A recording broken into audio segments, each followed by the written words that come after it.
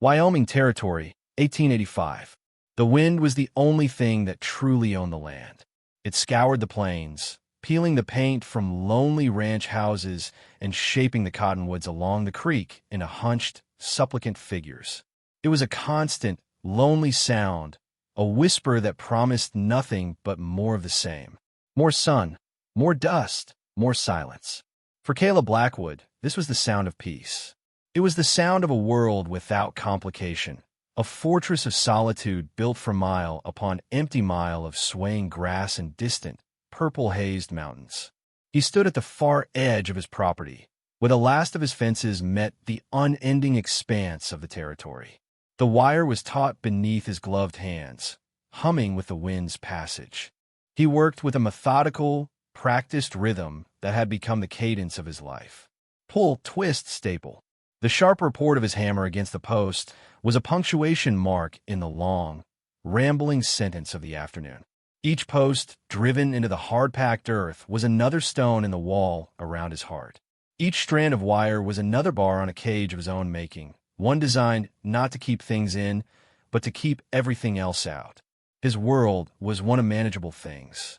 The heft of an axe, the predictable hunger of his cattle, the rising and setting of a sun that asked nothing of him. He had learned, through a crucible of loss that had burned his old life to ash, that attachments were liabilities. Love was a vulnerability, a door left unlocked for grief to walk through whenever it pleased. He had lost his wife, Mary, and their infant son to a fever that had swept through their small settlement in Colorado 5 years prior. It had taken them in less than a week, leaving him with a silence so profound it had its own physical weight. He had sold their small homestead for pennies, packed a single bag, and ridden north until the memories were just faint ghosts at his back.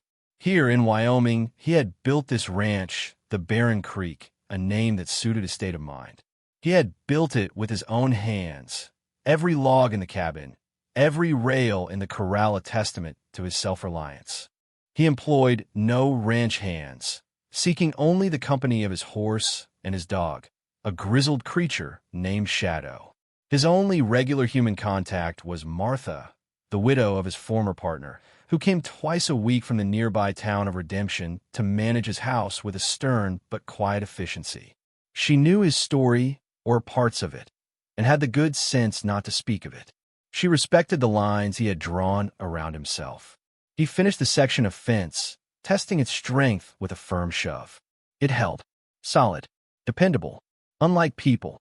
He straightened up, pulling off his leather gloves and wiping a sheen of sweat from his brow with the back of his forearm. The sun was a hot weight on his shoulders. He squinted toward the horizon, his gaze sweeping over the familiar landscape. The dust that swirled on the plains looked like golden phantoms dancing in the heat. It was a harsh beauty, unforgiving and stark, and it mirrored the terrain of his own soul. He felt a kinship with it, a sense of belonging he never felt in a crowded room or a noisy town. Then he heard it, faint at first, a mournful cry carried on the wind, threading through the constant whisper of the grass. The 2 o'clock train. It was always on time, a single iron artery connecting their isolated world to the bustling, complicated East. He usually paid it no mind. It was a part of the landscape sound, no more significant than a coyote's howl.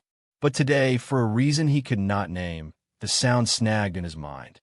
It seemed to linger, a note of dissonance in the quiet symphony of his solitude. It was the sound of the outside world, a world he had deliberately and painstakingly left behind. He felt a prickle of unease, a sense of a stone being dropped into the still pool of his existence. He dismissed it as foolishness, a trick of the heat, and turned back to his work. But the whistle echoed long after the sound had faded, a harbinger of a change he did not want and could not yet imagine. The train slowed with a great sigh of steam and a groan of metal, its whistle shrieking a final, triumphant announcement of its arrival in Redemption. For Alara Vance, the sound was the culmination of a journey that had stripped away every layer of her former life. She had traveled from the gaslit, civilized world of Philadelphia, a world of brick townhouses and polite society, to this raw, elemental landscape of dirt and sky. She pressed her face against the grimy window, her breath misting the glass, and saw the town for the first time. It was little more than a single, wide street, a collection of unpainted wooden buildings huddled together as if for warmth against the vast emptiness that surrounded them. She smoothed the fabric of her traveling dress, a deep blue serge that had seemed practical in the East, but now felt as out of place as a songbird in a desert. Her honey-blonde hair was pinned in a careful chignon, but stray tendrils had escaped, clinging to her damp neck. She felt a tremor of apprehension, a cold counterpoint to the oppressive heat in the railcar. For weeks, her future had been a single, shining point of light. Mr. Alistair Sterling, the man who was to be her husband. A man she knew only through a stack of articulate, reassuring letters that had promised a new life, a respectable partnership, and a home in this burgeoning new territory. The letters had been her lifeline after her parents' death from influenza had left her orphaned and with dwindling funds. Mr. Sterling, a friend of a distant acquaintance of her father, had seemed a godsend. His proposal of marriage by proxy was unconventional, but his letters spoke of shared values, of building a future together, of a quiet and prosperous life. Now, all that remained was to step from this train into that new life. She clutched her reticule, her knuckles white. Inside was his last letter, her ticket to this new world. She took a deep, steadying breath that tasted of coal smoke and dust. The conductor called out the station name, and the train jolted to a final stop. Passengers began to disembark, a small trickle of weary travelers and grizzled prospectors. Alara waited, her heart hammering against her ribs. She scanned the small crowd on the platform, searching for a man who matched the description from his letters, tall, with fair hair and a kind face. There were a few men, but none stepped forward, none whose eyes searched the train's windows with the hopeful expectation of a groom meeting his bride. The platform began to clear. A sick, cold dread started to seep in her veins. Caleb had ridden into town for supplies, a weekly ritual he endured rather than enjoyed. Redemption was a necessary evil, a place to procure salt, flour, and coffee, and to exchange a few terse words with a mercantile owner. He had tied his horse, tightened, to the hitching rail and was walking toward the general store when the train pulled in. He glanced at it without interest, his mind on his list of provisions. But then he saw her. She stood on the platform, a solitary figure in a dark blue dress, looking as if she had been painted into the wrong landscape. Her posture was erect, a testament to a different kind of upbringing, but there was a lost quality to the way her head turned, her gaze sweeping the dwindling crowd with a growing desperation. He saw the precise moment her hope began to curdle into fear. Her shoulders, held so straight a moment before, slumped almost imperceptibly. He felt an unwelcome tug of something he had long since buried. Sympathy. It was an emotion he did not trust. Sympathy led to involvement, and involvement led to pain. He watched as the station master, a portly, balding man named Mr. Thompson, approached her. Caleb was too far away to hear their words, but he could read the story in their postures. He saw the woman show the station master a letter, her movements precise and elegant. He saw Mr. Thompson shake his head, his expression a mixture of pity and discomfort. Caleb saw the woman's hand fly to her mouth, a small, stricken gesture that sent another unwelcome pang through his chest. He turned away, annoyed with himself. It was not his concern. He had his own life to manage, his own fences to mend. He entered the mercantile, the bell above the door announcing his arrival with a cheerful jingle that was at odds with his mood. He gathered his supplies, the familiar sense of leather, coffee, and dried goods a small comfort. But the image of the woman on the platform remained a stubborn burr in his mind. When he emerged 10 minutes later, she was still there. She was now sitting on her trunk, a picture of abandoned dignity, her face pale beneath the brim of her hat. The platform was entirely empty save for her. He loaded his supplies into his saddlebags, his movements stiff. He told himself to get on his horse and ride away. He told himself that her problems were her own. But he remembered the desolation of his own arrival in this territory, the feeling of being utterly alone in a world that did not care whether he lived or died. He cursed under his breath. With a sense of grim inevitability, he walked toward her, his boots scuffing in the thick dust. The sound of his approach made her look up. Her eyes were the color of a summer sky, just before a storm, a startling blue shadowed with fear. "Ma'am," he said, his voice rough from disuse. "You seem to be in some trouble." Alara looked up at the man, standing before her. He was tall and broad-shouldered, dressed in dusty work clothes that seemed a part of him, like the bark on a tree. His face was all harsh angles and shadows, his jaw set, his dark eyes wary and intense. He looked like the land itself, rugged, unforgiving, and vast. I was supposed to be met," she managed to say, her voice trembling slightly. A Mr. Alistair, Sterling, Caleb's expression did not change, but a flicker of understanding passed through his eyes. He had heard the name. "Sterling sold his claim a month ago," he stated, the words flat and direct, offering no comfort. "Headed for California, from what I heard." He didn't mention he was expecting company. The word struck Alara with the force of a physical blow. It was not just a delay, then. It was a complete and utter deception. The letters, the promises, the entire foundation of her new life had been a lie. A wave of nausea washed over her. "But our arrangement," she whispered, the words sounding foolish and naive even to her own ears. Her hand went to her reticule, a panicked, reflexive movement. It was gone. She looked around frantically, her heart seizing. The small bag, containing her return ticket and the last of her money, must have been taken in the crush of passengers leaving the train. She was not just abandoned. She was destitute. The man saw the panic that bloomed on her face. He saw her frantic search, the way her composure finally shattered like glass against stone. He let out a long, weary sigh. "The boarding house is likely full," he said, more to himself than to her. He was already regretting this, regretting the impulse that had made him walk over here. But turning his back on her now felt like a cruelty he was not capable of, much as he wished he were. "I have a ranch a few miles from town. My housekeeper, Martha, is there. You can stay until the next train comes through."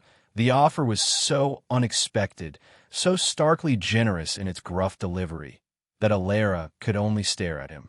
She saw the reluctance in his eyes, the rigid set of his shoulders. He was not offering this out of kindness, she thought, but out of a grim sense of duty. Still, it was a lifeline. "I couldn't possibly impose," she began, the polite refusal automatic. "It's that or the street." He cut her off, his tone leaving no room for argument. "My wagon is over here." He did not wait for her answer, simply bent down and lifted her heavy trunk as if it weighed nothing. He hoisted it onto his shoulder and strode toward a buckboard wagon tied near the mercantile. Alara, left with no other choice, followed him, her legs unsteady. As he loaded the trunk into the back of the wagon, he turned and offered her a hand up to the seat. She placed her gloved hand in his. His palm was rough and calloused, a startling contrast to the soft leather of her glove. As she stepped up, her ankle twisted on the uneven ground, and she stumbled forward, her balance lost. He reacted instantly, his other arm coming around her waist to steady her, pulling her flush against his chest. The world seemed to stop for a breathless moment. She was pressed against the solid wall of his body, her face just inches from his. She could feel the heat of him through his shirt, smell the faint, clean scents of sun, leather, and pine. His eyes, so guarded and distant before, were now fixed on hers, and she saw a flicker of something unguarded in their depths, something that looked like surprise, and perhaps a long-forgotten pain. The contact was brief, lasting only a second before he set her firmly on the seat and stepped back, his expression once again shuttered and remote. But the brief, accidental intimacy had created a spark in the dry tinder of the air between them, an undeniable tension that neither of them had expected. He cleared his throat and walked around to the driver's side, his movements stiff. He did not look at her again as he untied the reins and clicked his tongue, setting the horses into motion. The wagon creaked and groaned, pulling them away from the town and out into the vast, silent wilderness that was now, for better or worse, her temporary home. The ride to the ranch was conducted in a thick, vibrating silence. Alara sat rigidly on the hard wooden bench, her hands clasped tightly in her lap, acutely aware of the man beside her. He seemed to fill the space, a formidable presence who drove the team with an economy of motion that spoke of deep familiarity with the task. He did not speak, his gaze fixed on the dusty track ahead, his jaw set in a hard line. The silence gave Alara too much time to think, and her thoughts swirled in a chaotic tempest of shame, fear, and a bewildering sense of dislocation. She had staked her entire future on the words of a man she had never met, and he had proven to be a phantom, a cruel fiction. She felt like a fool, a naive city girl who had been thoroughly and devastatingly duped. Caleb was just as aware of her presence beside him. He could feel her stillness, the coiled tension in her posture. He could smell the faint, foreign scent of lavender that clung to her clothes, a scent that was jarringly delicate in his world of dust and sweat. He was angry with himself for his weakness, for offering her shelter. He had rules forged in grief, and the first was to avoid entanglement. This woman, with her storm-blue eyes and her palpable vulnerability, was the very definition of an entanglement. He tried to retreat back into the familiar fortress of his mind, to think about the cattle, the broken pump on the well, anything other than the soft weight of her body when she had fallen against him. But the memory was insistent, a warmth that lingered against his chest. The ranch came into view as they crested a small rise. It was nestled in a shallow valley, protected by a stand of cottonwoods that followed the winding path of a creek. The house was a sturdy, two-story log structure, built with care and precision, but it had an air of profound loneliness about it. A curl of smoke rose from the stone chimney, a welcoming sign that stood in stark contrast to the grim demeanor of its owner. As they pulled into the yard, a stout, gray-haired woman emerged from the house, wiping her hands on her apron. Her face was lined with concern as she looked from Caleb to the unexpected passenger beside him. "Caleb? What on earth?" she began, her voice warm but questioning. "Martha, this is Miss Vance," Caleb said, his tone clipped as he climbed down from the wagon. "She's been stranded. She'll be staying here until the next train passes through." He did not offer any further explanation, turning to unhitch the horses as if the matter were closed. Martha's gaze softened as she took in Alara's pale face and travel-worn clothes. She came forward, her expression radiating a kindness that was so absent in Caleb's. "You poor dear," she said, reaching up to help Alara down. "Come inside and get out of this heat. Don't you pay him any mind," she added in a lower voice, gesturing with her head toward Caleb's back. His manners were lost somewhere on the trail years ago. Alara felt a rush of gratitude, so strong it brought tears to her eyes. She followed Martha into the house, which was surprisingly warm and immaculately clean. The main room was dominated by a large stone fireplace, the furniture simple but well-made.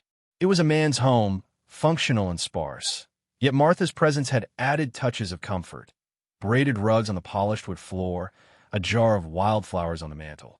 Martha led her up a sturdy wooden staircase to a guest room. It was small and simple, with a single window overlooking the valley, but the bed was covered with a colorful quilt and the air smelled of dried herbs and clean linen. For the first time in days, Alara felt a fragile sense of safety. That evening, the three of them sat down to dinner at a long wooden table. The meal was simple: roast chicken, potatoes, and green beans from Martha's garden, but it was the first real food Alara had eaten in days, and it tasted like a feast. The silence, however, was as thick as gravy. Caleb ate with a focused intensity, his eyes on his plate, offering no conversation. It was Martha who finally broke the spell, her patience with her employers brooding clearly at its end. "So, Miss Vance," she began gently, "Caleb said you were stranded. That's a hard thing to happen to a body in this part of the country." Alara swallowed, the food suddenly tasteless in her mouth. She felt Caleb's eyes on her, and the weight of his scrutiny made her feel exposed. She decided the simple, unvarnished truth was the only option. "I came here to be married," she said, her voice quiet but steady, "to a man I knew only through correspondence. It appears he did not exist. Or at least, the man who wrote the letters did not." She explained the situation with Alistair Sterling, the swindle, the loss of her money and ticket. As she spoke, she did not allow her voice to waver, her pride insisting she present her foolishness as a matter of fact, not a plea for pity.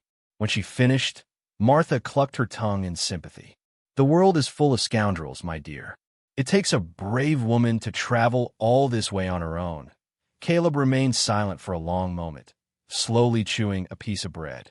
Alara braced herself for a dismissive comment, a terse judgment on her gullibility.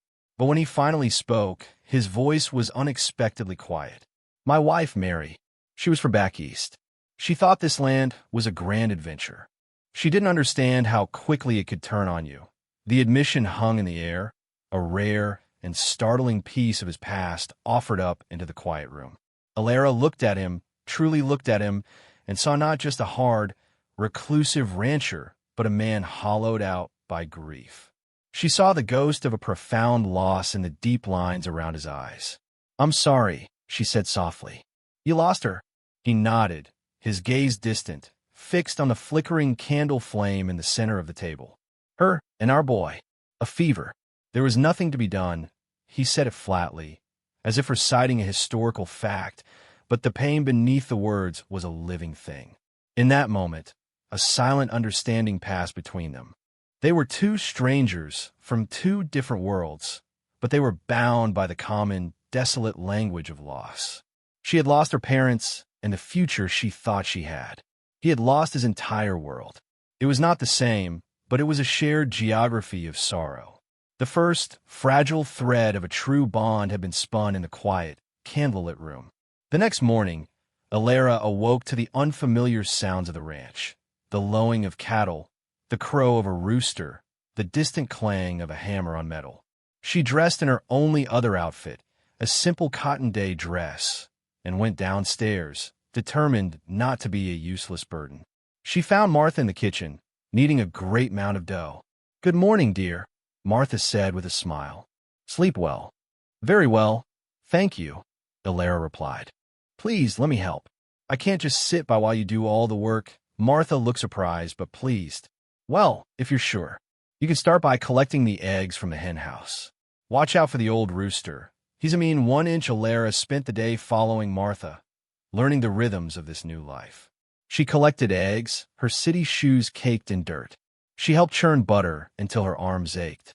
She weeded the vegetable garden under the hot sun, feeling the soil between her fingers, a sensation both foreign and strangely grounding. She was clumsy at first, her movements uncertain, but she was a quick learner, driven by a fierce need to prove her worth, both to her hosts and to herself. She discovered a resilience she had not known she possessed. The grief and humiliation of her situation were still there, a heavy stone in her gut, but the simple, hard work kept it at bay. Caleb observed her from a distance. He saw her emerge from the hen house with a basket of eggs, her face smudged with dirt, a triumphant smile on her lips. He saw her on her knees in the garden, her fine dress protected by one of Martha's aprons, patiently pulling weeds.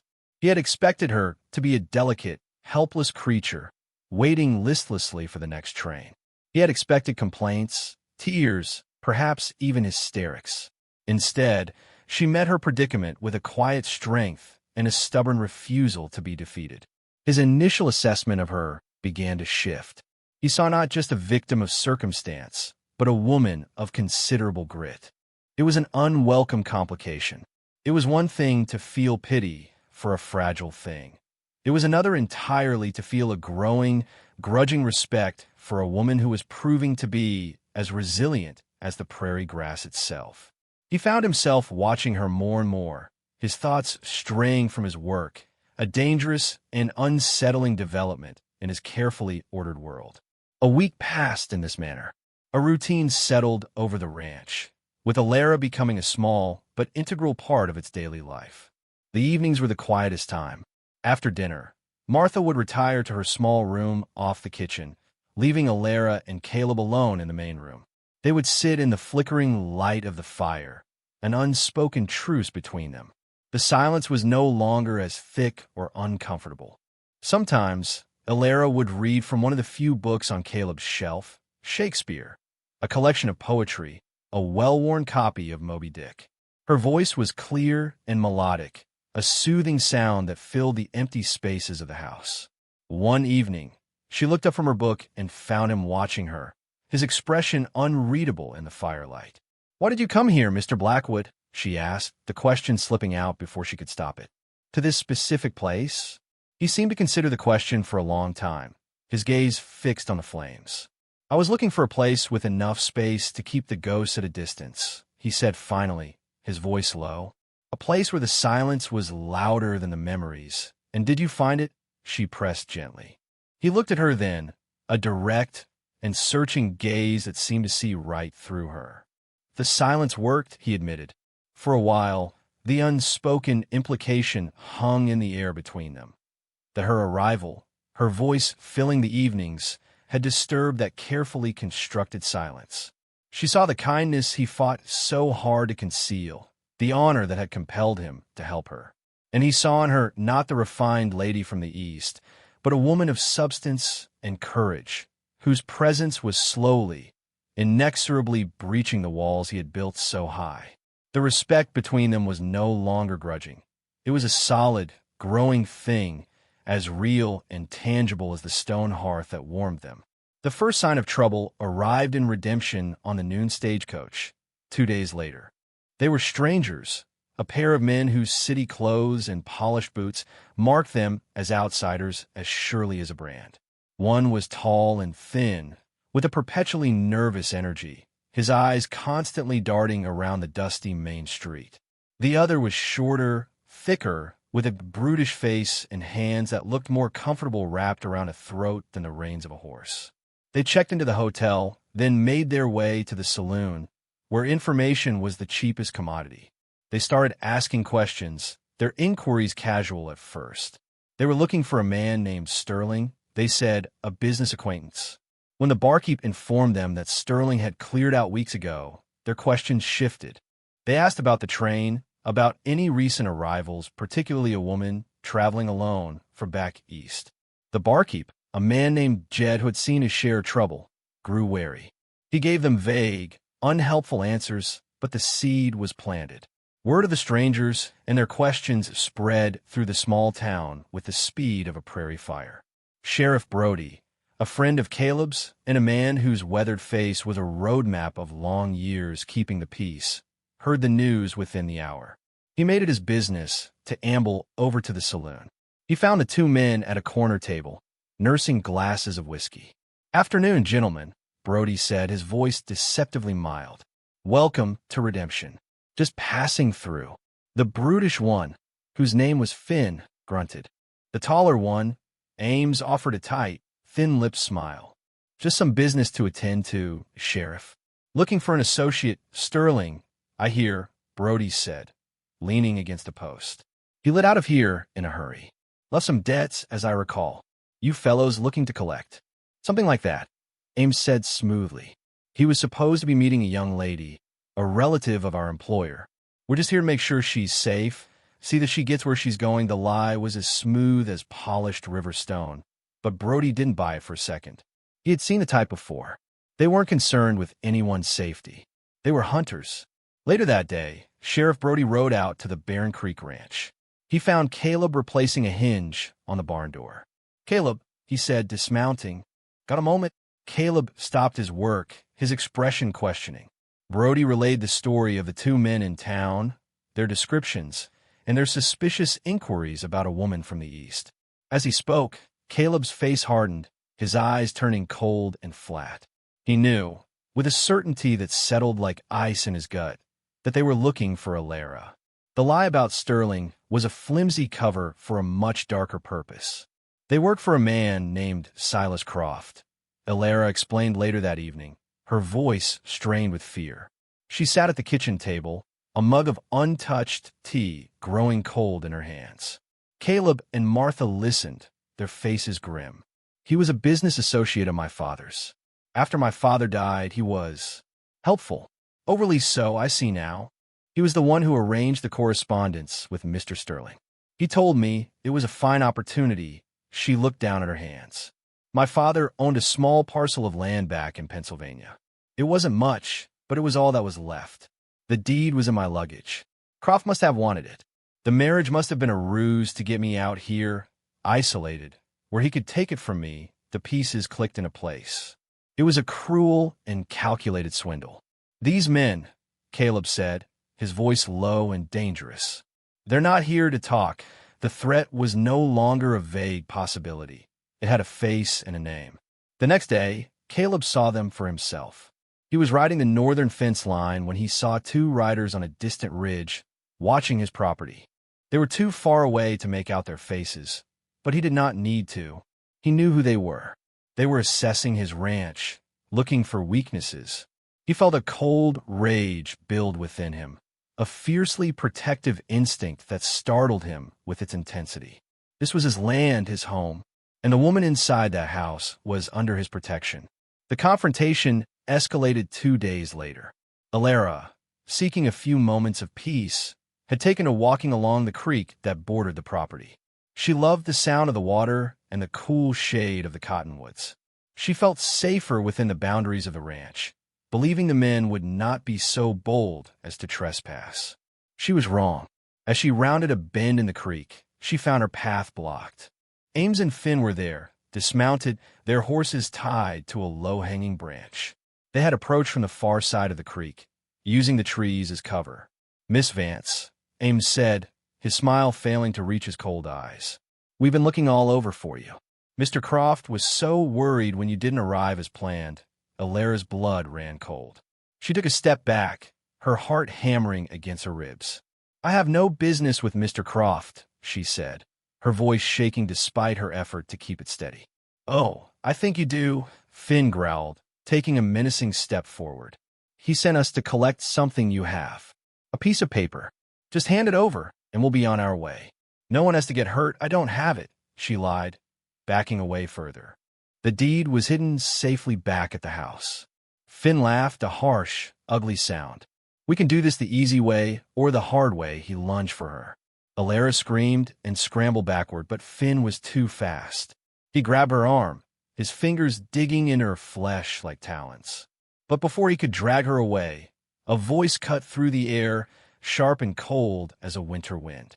"Let her go." Caleb was there, at the top of the creek bank, his rifle held loosely in one hand, not aimed but ready. He had been watching over her, a silent guardian she had not known was there. His face was a mask of cold fury. Ames held up his hands in a placating gesture. "Now hold on. This is a private matter. You're on my land," Caleb said, his voice dangerously quiet. "That makes it my matter." I said, "Let her go." He took a step down the bank, his movements fluid and certain. Finn, seeing the look in Caleb's eyes, hesitated and then shoved Alara away from him. She stumbled and fell to the ground. Caleb never took his eyes off the two men. "Get out of here," he said, his voice a low command. "And don't come back. If I see either of you on my property again, I won't give you a second warning." Ames and Finn exchanged a look. They were two, and he was one. But there was something in Caleb's stance, a deadly promise in his eyes, that made them reconsider. They were hired thugs, not men looking for a fair fight, and certainly not one that might end with them to the ground. Without another word, they mounted their horses and rode away, melting back into the trees. Caleb waited until they were gone before lowering the rifle. He went to Alara, his face still tight with anger. He helped her to her feet, his touch surprisingly gentle. "Are you hurt?" She shook her head, still trembling from the encounter. She looked up at him, at the fierce, protective fire that still burned in his eyes. He had saved her. He had stood between her and danger without a moment's hesitation. In that instant, her gratitude and respect for him deepened into something more, something warmer and far more powerful. He quickly released her arm, his expression becoming guarded once more, but not before she had seen the raw fear for her safety that he could not entirely hide. He had rescued her, and in doing so, had irrevocably bound their fates together. The ranch was no longer just a temporary shelter. It was a sanctuary, and he was its fierce, solitary guardian. In the aftermath of the rescue, a new and unsettling tension settled over the ranch. The immediate danger had passed, but its shadow lingered, coloring every interaction. Caleb became even more withdrawn, his silences deeper, the lines around his eyes etched with a constant, simmering vigilance. He spent his days patrolling the borders of his property, his rifle never far from his hand, his dog, Shadow, a faithful sentinel at his heels.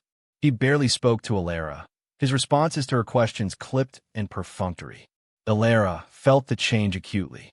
The fragile bridge of understanding they had built in the quiet evenings seemed to have been washed away by the flood of violence at the creek. She saw the worry in his eyes, but she mistook its source. She believed he saw her now only as a liability, a magnet for trouble that had disrupted his peaceful, ordered life. His distance felt like a judgment, a confirmation of her greatest fear, that she was a burden. The thought was a constant, dull ache in her chest. The breaking point came 2 days later. Caleb returned from a ride into town, his face set like granite. He found Alara in the kitchen, helping Martha peel potatoes for the evening meal. He did not greet them. He simply stood in the doorway, his large frame blocking the light. "The train comes through tomorrow afternoon," he announced, his voice flat and devoid of emotion. "Sheriff Brody has arranged for your ticket. He'll escort you to the station himself." The words landed like stones in the quiet room. Martha gasped softly, looking from Caleb's stony face to Alara's, which had gone deathly pale. Alara felt as if the floor had dropped out from under her. She had known she could not stay forever, but she had not expected this abrupt, cold dismissal. "You want me to leave?" she stated, her voice barely a whisper. "It's for the best," he said, his gaze fixed on a point just over her shoulder, refusing to meet her eyes. "Those men won't give up. As long as you're here, you're in danger. This world, it's no place for you. I can't protect you forever." Each word was a careful, calculated blow, designed to sever the connection between them.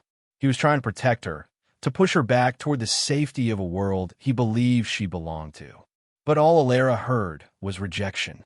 She heard that he found her weak, that her presence was an obligation he was no longer willing to bear. Her heartbreak was swift and sharp, but it was quickly followed by a flash of anger, a spark of the same pride that had carried her this far. "I see," she said, her voice gaining a cold strength. She placed the paring knife carefully on the table and stood up, her back ramrod straight. "Thank you for your hospitality, Mr. Blackwood. I will be ready to leave in the morning." Without another glance at him, she turned and walked out of the kitchen, her head held high, leaving him standing in a silence that was suddenly heavier and more desolate than any he had ever known. He had done the right thing, the only thing. He had pushed her away to keep her safe. It felt like tearing out his own heart.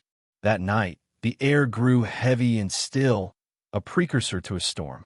A tension coiled in the atmosphere, mirroring the turmoil inside the ranch house. Dinner was a silent, miserable affair.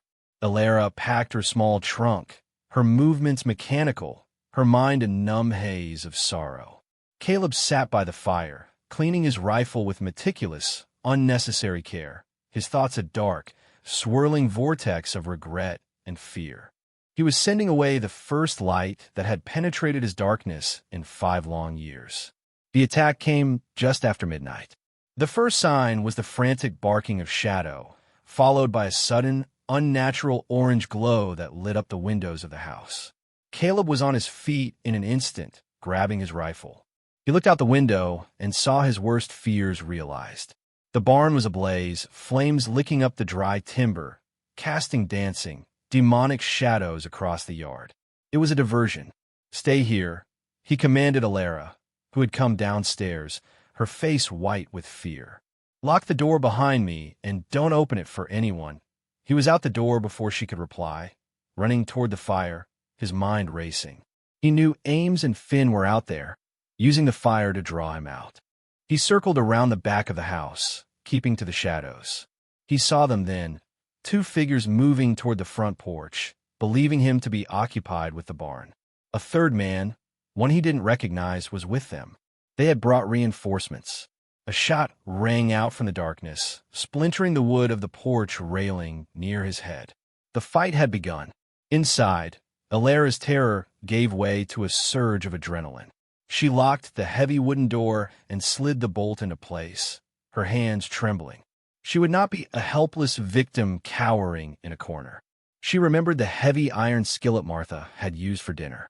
She grabbed it from the stove, its weight solid and reassuring in her hands. She flattened herself against the wall next to the back door, her heart pounding a frantic rhythm against her ribs.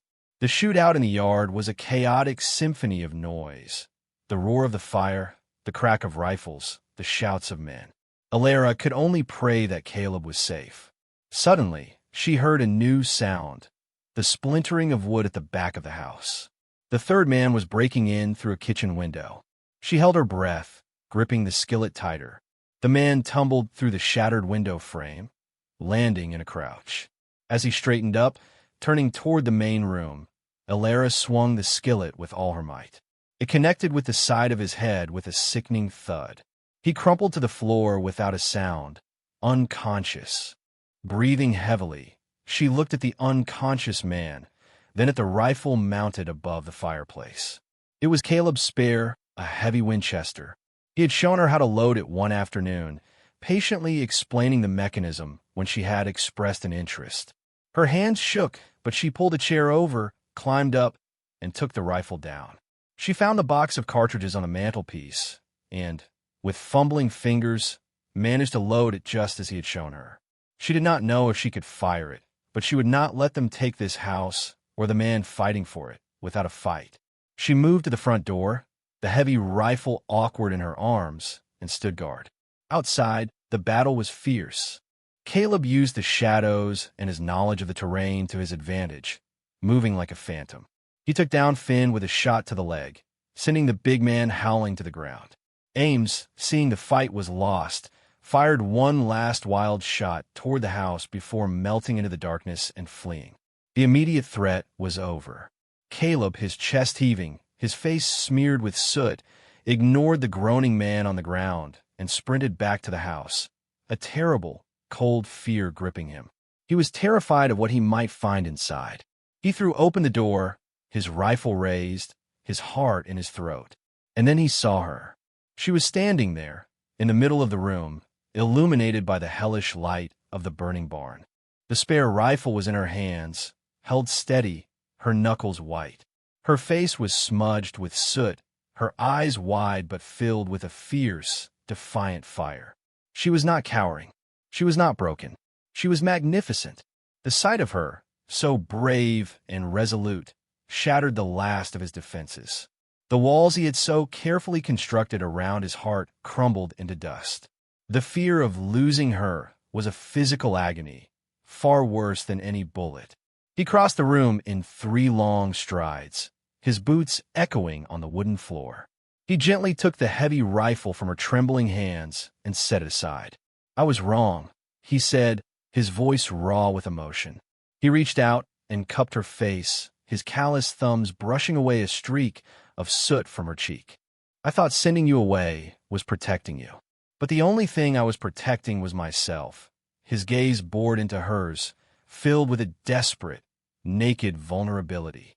"I was protecting myself from feeling anything again. The thought of you leaving, of you being gone from this house, from my life. It's 100 times worse than any fire, any fight." He pulled her to him, his arms wrapping around her, as if he would never let her go.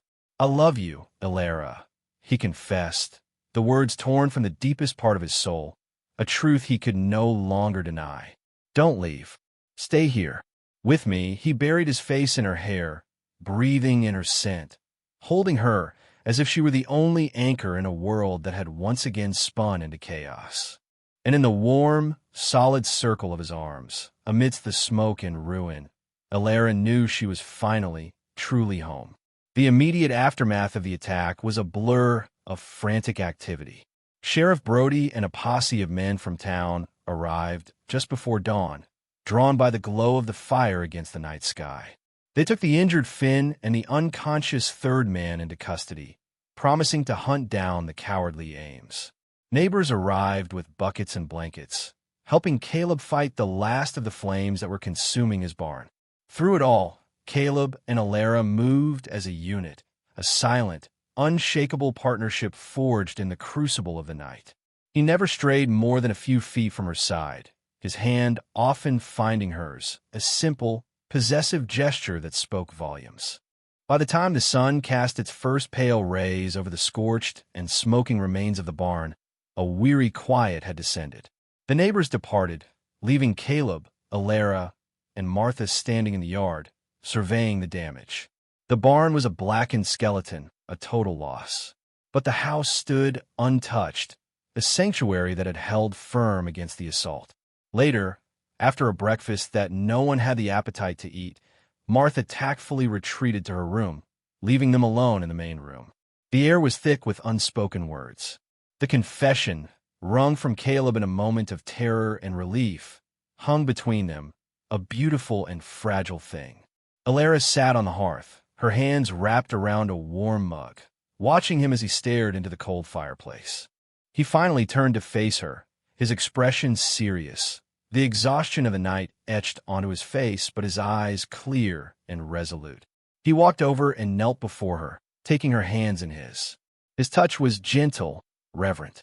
"When Mary and my son, Daniel, died," he began, his voice low and steady, "a part of me died with them. I locked it all away. I thought that if I didn't let anyone else in, I could never feel that kind of pain again. I built this ranch as a fortress against feeling. And for 5 years, it worked. It was a cold, empty life, but it was safe." He looked down at their joined hands. "Then you arrived. You walked into my fortress, and without even trying, you began to tear down the walls. You filled the silence. You brought life back into this house. I fought it every step of the way because I was a coward. I was so afraid of what I was starting to feel for you." He looked up, his dark eyes brimming with an emotion that made her heart ache. "Last night, when I saw that fire, my only thought was of you. The thought that they could harm you. I realized that a life without you, a safe and empty life, wasn't a life at all. It was just a long, slow death. You are not a burden, Alara. You are the reason I feel alive again." He reached into the pocket of his vest and pulled out a small, worn, velvet-covered box. He opened it. Inside, nestled on a bed of faded silk, was a simple, unadorned gold band. "This was my grandmother's wedding ring," he said softly. "It was my mother's after her. I was saving it for a future I never thought I'd have." He took the ring from the box, his fingers trembling slightly. "Alara Vance, I'm asking you to share my life, to build a new one with me here, to fill this house with laughter and light, not out of duty or because I need to protect you, but because I love you more than I thought it was possible to love anyone. Will you marry me?" Tears streamed down Alara's face, tears not of sorrow, but of a profound and overwhelming joy. She had arrived in this territory seeking security in a loveless arrangement, and had instead found a love that was as wild, strong, and true as the land itself. "Yes," she whispered, her voice thick with emotion. "Oh, Caleb." "Yes." He slid the ring on her finger. It was a perfect fit. He leaned in and kissed her, a kiss that was not born of desperate relief, but of a deep and certain promise, a seal on their new beginning. The news of their engagement spread through Redemption with a gentle and happy approval.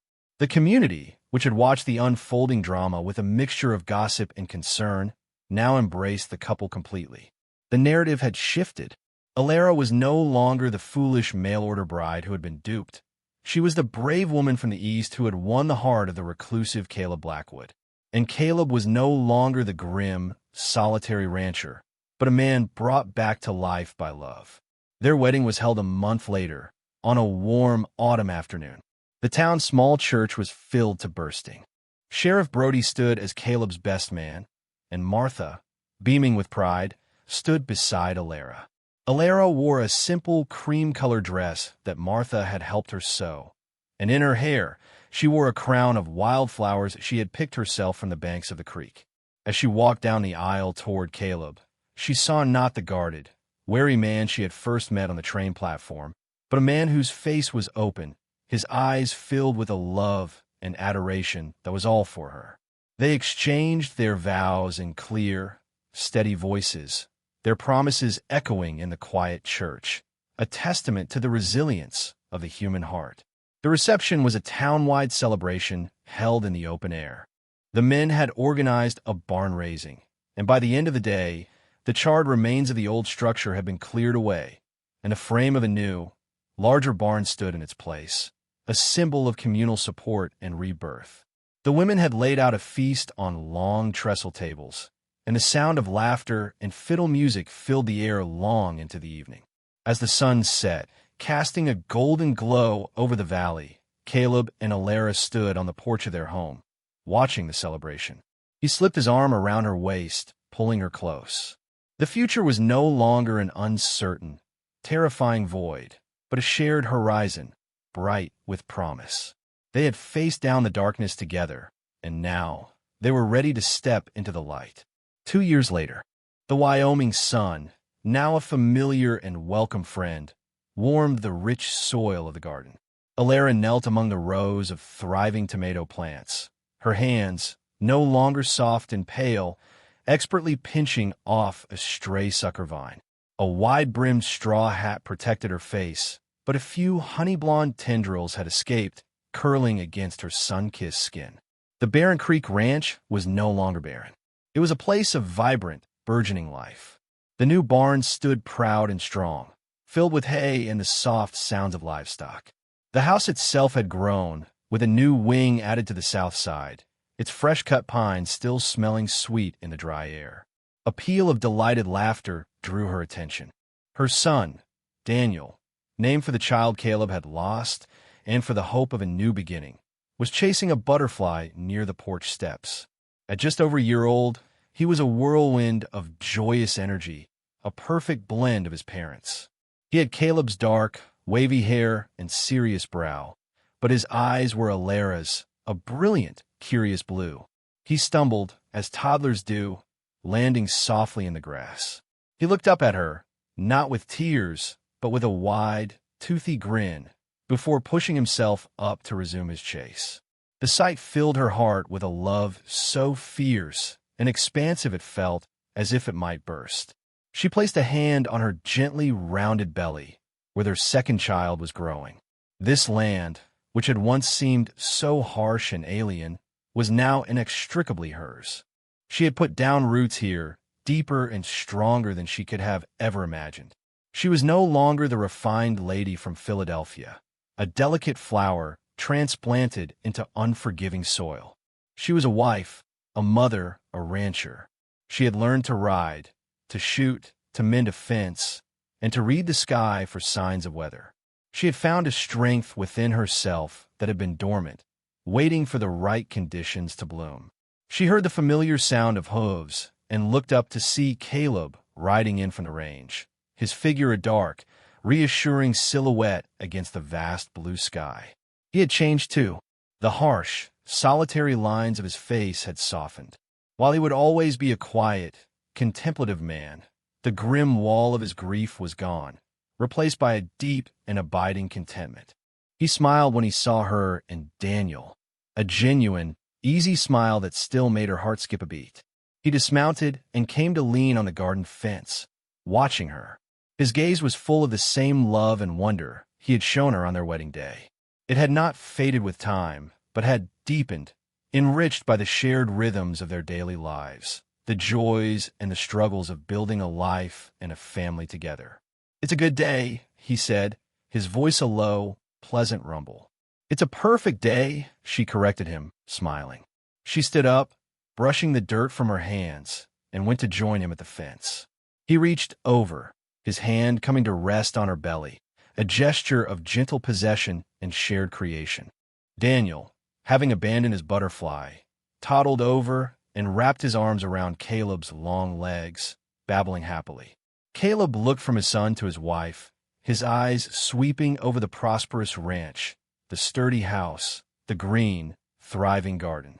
He remembered standing at another fence, years ago, mending the wire that had been a metaphor for the barriers around his heart. He had believed then that his life was over, that all that was left was a long, empty stretch of solitude. He had been so wrong. He pulled Alara closer, leaning down to press a soft kiss to her temple. "Everything I ever wanted," he said, his voice thick with emotion, "everything I thought I had lost forever, is right here." Alara leaned her head against his shoulder, her hand covering his where it rested on their unborn child. She looked out at the valley, at the cottonwoods shimmering in the afternoon light, at the distant mountains that had once seemed like the edge of the world and now felt like the protective walls of home. "We built it," she whispered, her voice full of a quiet, certain pride. Together, they stood there for a long time, a family framed against the vast and beautiful landscape, their shared future stretching out before them, as wide and as full of promise as the Wyoming sky.